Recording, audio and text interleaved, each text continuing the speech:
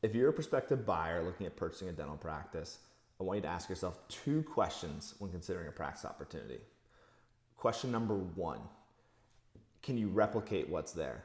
So when you ask yourself that question, you got to look at different subcategories, right? There's some obvious ones like procedure mix. Can you replicate the same procedures that the seller's doing? If the seller places implants and that's a large part of the practice, are you able to do those things, right? Then there's other things that you have to ask yourself, like clinical philosophy. Do you have the same clinical philosophy?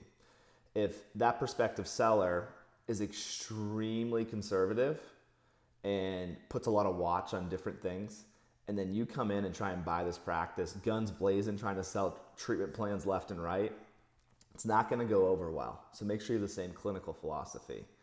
And then there's a little more of a gray area one, personality mix. You don't have to marry this person by any means. You're not dating them. But you want to make sure your personality is somewhat of a match of what the patients are used to.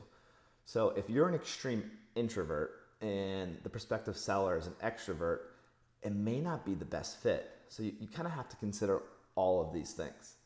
The second thing you need to consider is going to be what's the potential of the practice. So if you're looking at a practice, I want you to say, how am I going to take this practice to the next level? And the answer may be, I don't know. I don't know how I'm going to take this practice to the next level. And that may be because the practice has, good systems in place. They have a good marketing strategy. They already have traveling specialists in house, right? So does that mean the practice is a bad opportunity? No. It's just, the potential may not be there. If you're looking at a different opportunity and you go, gosh, this prospective seller doesn't have a website. They refer out implant placement, Invisalign. They don't even do anterior endo, and I do those things, right? Your eyes should be lighting up going, I do those things. I know I'm going to bring those things to the practice. I know I'm going to increase the practice production by just doing those things. They don't do any marketing, so I'm going to put together a marketing strategy, right?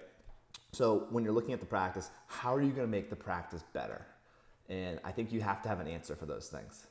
If you're looking for more tips and tricks about learning about practice transitions, give us a follow.